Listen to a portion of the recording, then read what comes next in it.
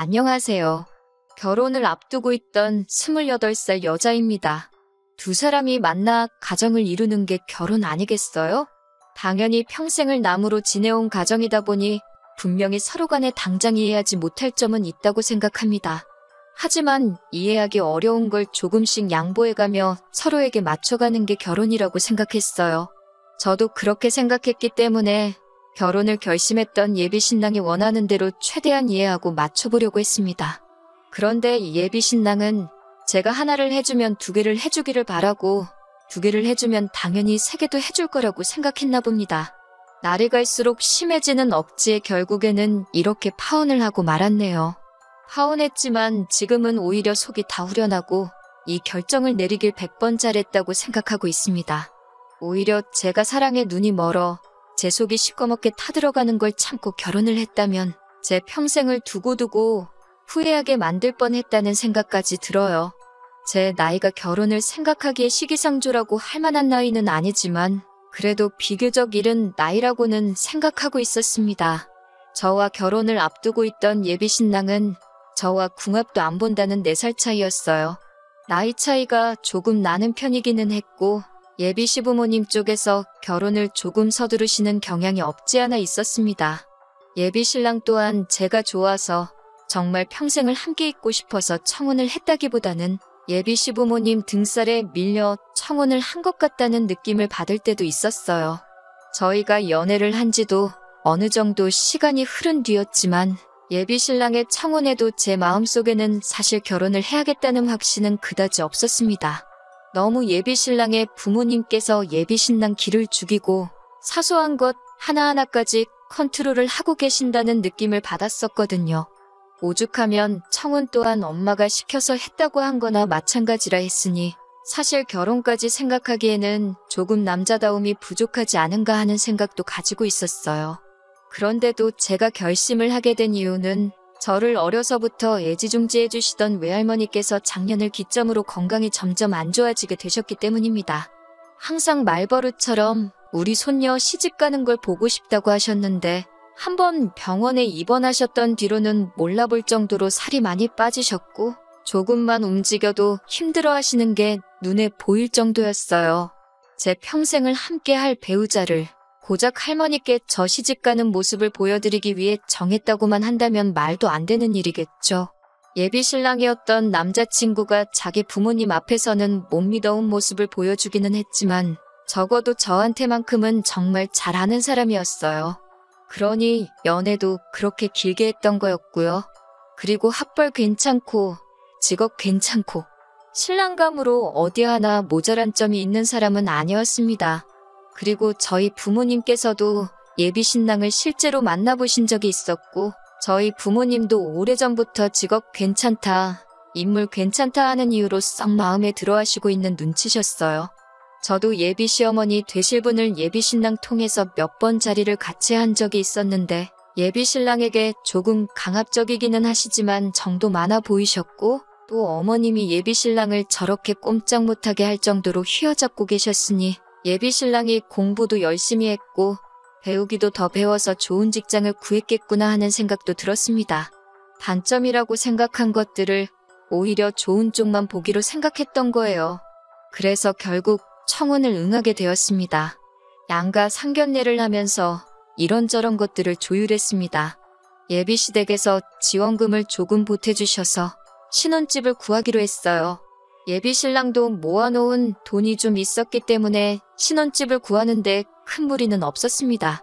저희 집도 경제적으로 어려운 편이 아니다 보니 딸이 시집 가는데 어떻게 혼수만 해갈 수는 없다고 하시면서 차라리 집이며 혼수며 예단예물이며 앞으로 결혼식에 드는 모든 비용을 양가에서 서로 딱 절반씩 해서 반반 결혼을 하면 어떻겠냐 제안하셨어요. 그런데 예비 시부모님 쪽에서 그걸 먼저 거절하셨습니다. 여자 하나 시집 보내는데 무슨 그런 큰 돈을 쓰시냐면서 반반 결혼하자는 제안을 괜찮다고 하신 거예요. 뭐 하나 손해보는 것도 아니고 해준다는데도 싫다는데 저희 부모님 쪽에서는 아쉬울 게 없으셨죠. 사돈댁에서 그렇게 하신다면 그렇게 하시라고 혼수나 예단예물은 섭섭하지 않게 준비하겠다 하셨습니다. 그리고 반반 결혼하는 제한은 언제까지고 유효하다고 생각하실 테니 마음이 바뀌거든 언제든지 말해달라고까지 하셨어요. 다행인지 모르겠지만 예비시댁 쪽에서 그 부분에 대해서는 말을 바꾸지는 않았습니다. 아무튼 그렇게 결혼 준비를 하고 있고 혼수까지도 신혼여행 다녀와서 신혼집 입주를 하고 돌아오는 주 주말에 하루아침에 한 번에 다 몰아서 받을 수 있게 스케줄까지 조정했어요. 정말 말 그대로 결혼식만 올리면 모든 게 끝날 정도로 준비가 다 되어 있는 상태였습니다. 저도 별다른 생각 없이 이제 이렇게 결혼하게 되었구나 하는 생각을 하고 있었어요. 그런데 정말 결혼식을 얼마 앞두지 않은 상황에서 예비씨 가족들의 인성에 대해 다시 생각해보게 하는 사건이 생기게 되어서 결혼식을 뒤집어 엎어버렸네요. 예비 신랑에게는 위로 누나가 한 명 있습니다. 결혼을 했다면 저의 신우가 되었을 사람이죠. 예비 신우 또한 3년 전에 이미 결혼을 해서 가정을 꾸리고 살고 있던 상황이었어요. 저희 집 쪽에서 결혼 자금의 반을 똑같이 낸다고 해도 거절하시며 아들 장가 보내는데 돈 걱정은 안 해도 된다고 나서던 예비씨 부모님의 모습과는 다르게 예비 신우는 딸이라는 이유 하나만으로 결혼할 때 집에서 그렇게 큰 지원을 받지 못했는가 봅니다. 그랬기에 예비씨 부모한테서 상견례 날 저희 부모님한테 딸한테 뭐하러 그런 큰 돈을 쓰시냐 하는 말이 하셨다는 생각이 드네요. 아들 다르고 딸 다르다 하시는 분들이셨던 거죠. 아무튼 그 예비 신우네가 이제 드디어 새로 집을 구해 이사를 나갔다고 집들이를 한다고 하면서 예비 시부모님이랑 예비 신랑을 부른 거예요.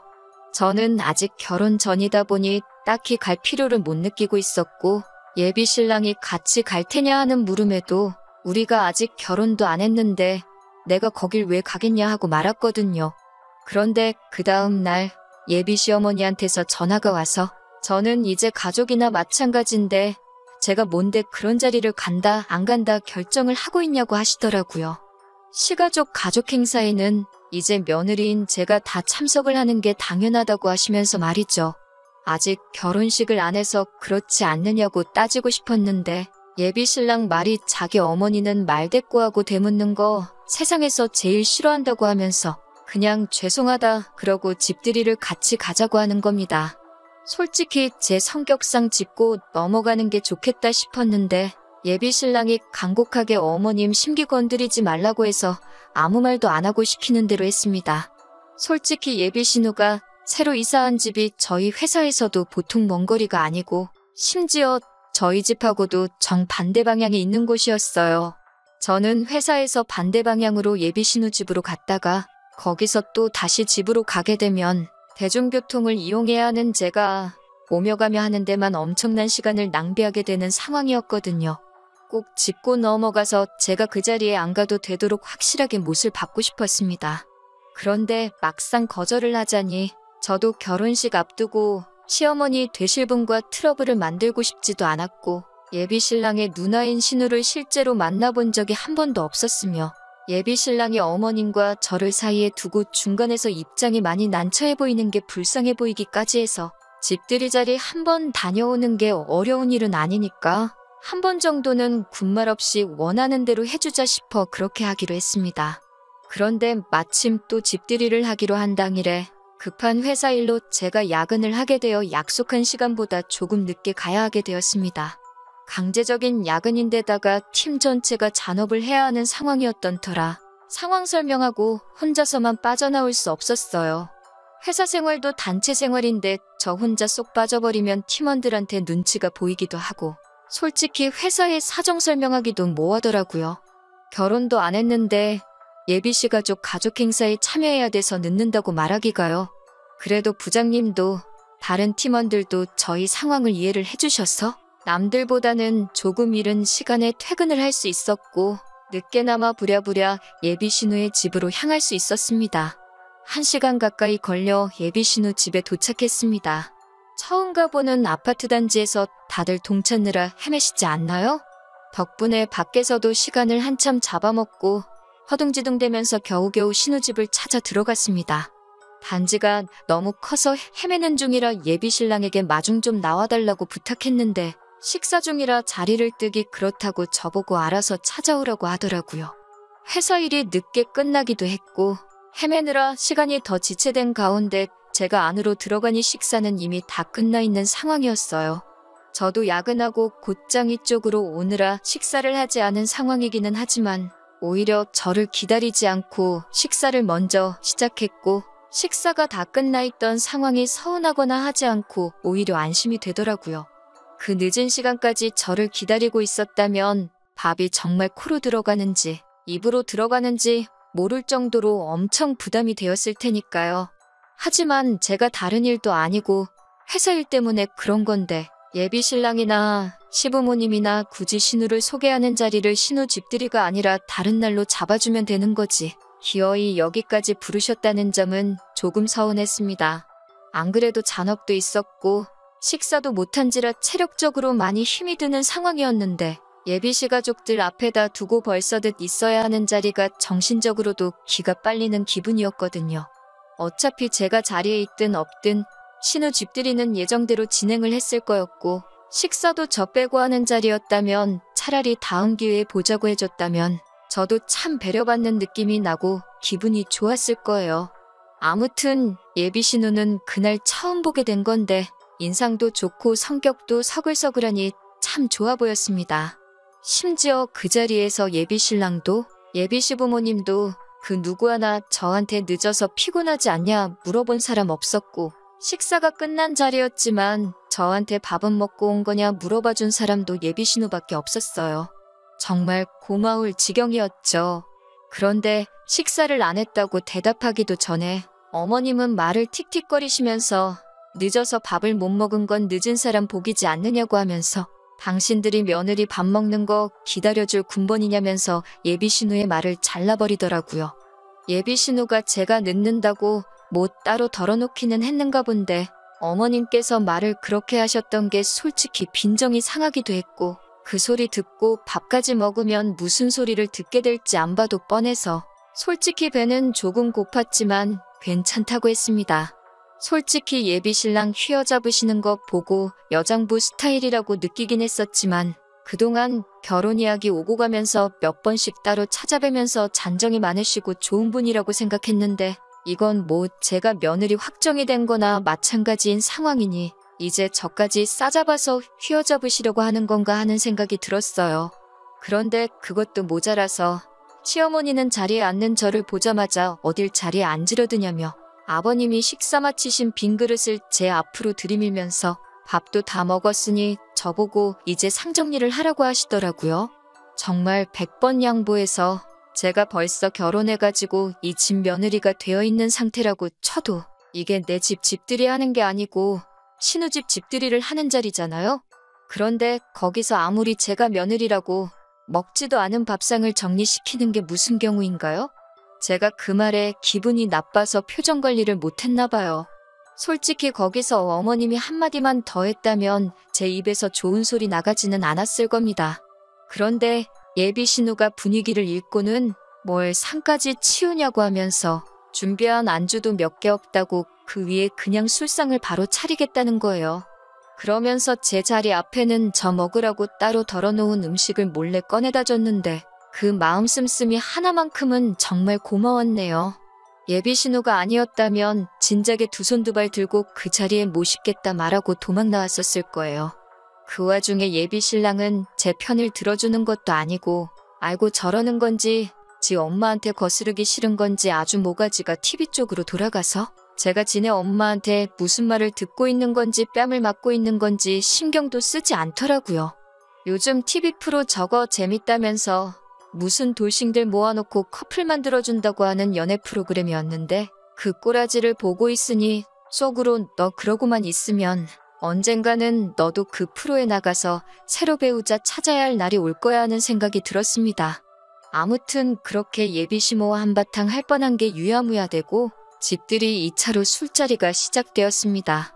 그런데 술자리가 길어지니 막차 시간이 다 돼가서 신경이 쓰이더라고요.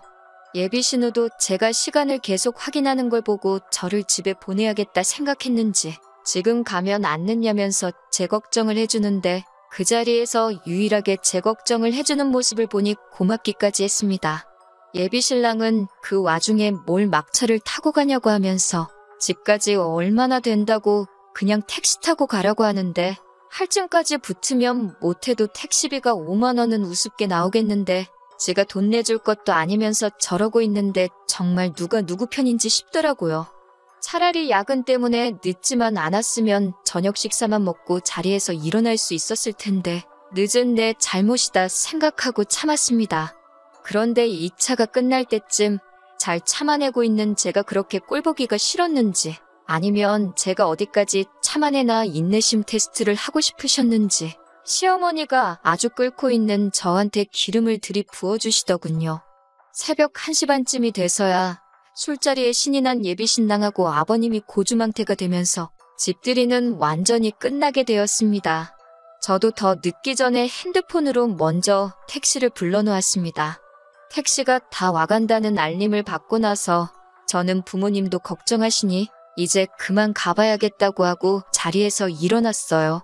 솔직히 아무리 제가 늦게 왔어도 새벽 1시 반까지 자리를 지켰으면 충분히 할 만큼 했다고 생각합니다. 그날 모임의 주인공이나 마찬가지인 예비신우도 아직 결혼도 안 한 사이인데도 새벽 한참 늦게까지 버티고 있던 저한테 미안해 죽으려고 할 지경이었으니까 말이죠. 그런데 예비시모는 그것마저도 모자랐나 봅니다. 저한테 가기는 어딜 가냐고 벌써부터 내뺄 생각을 하냐고 하면서 갈 거면 집들이 자리 뒷정리랑 설거지를 싹 해놓고 가라는 거예요. 아니면 여기서 자고 아침에 일어나서 뒷정리를 하고 가던가 말이죠. 세상에 제가 여지껏 들어본 소리 중에 가장 어이없는 소리였습니다.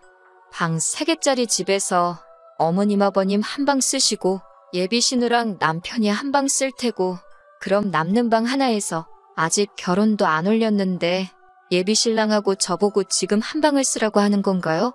그리고 애초에 자고 가네 만회하는 말을 듣기 전에 제가 뭐라고 이 집구석 집들이 한 걸 설거지까지 싹 해놓고 집에 가야 하나요? 예비신우도 그 말이 어이가 없었는지 제가 뭔데 뒷정리를 하라고 시키냐고 하면서 엄마, 도대체 왜 그래? 하면서 제 편을 들어주더라고요.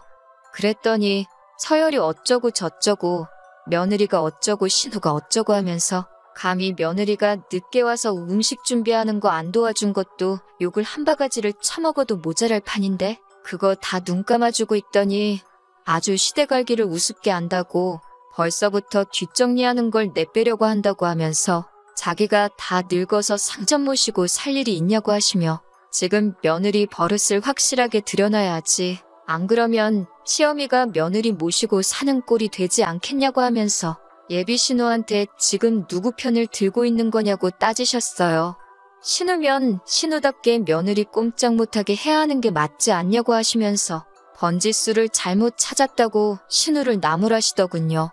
그날 처음 보는 예비신우가 저한테 잘해주기도 했고 제 편을 그나마 들어줬기에 사건 사고 만들고 싶은 생각이 없었어요.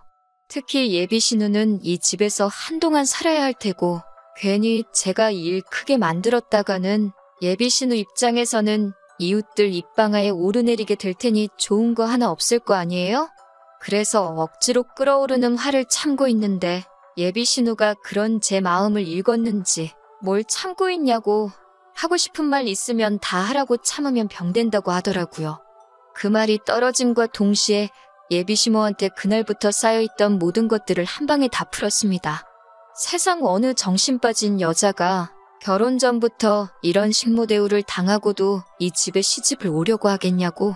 예비신랑이 남자답지 못한 것도 있지만 어머님 아들 결혼 목전에 두고 뒤엎어버린 건 제가 아니라 어머님이라고? 아들 혼삿길 망쳐놓으니까 기분 좋으시냐고 목청이 떨어져라 고래고래 소리를 질렀습니다.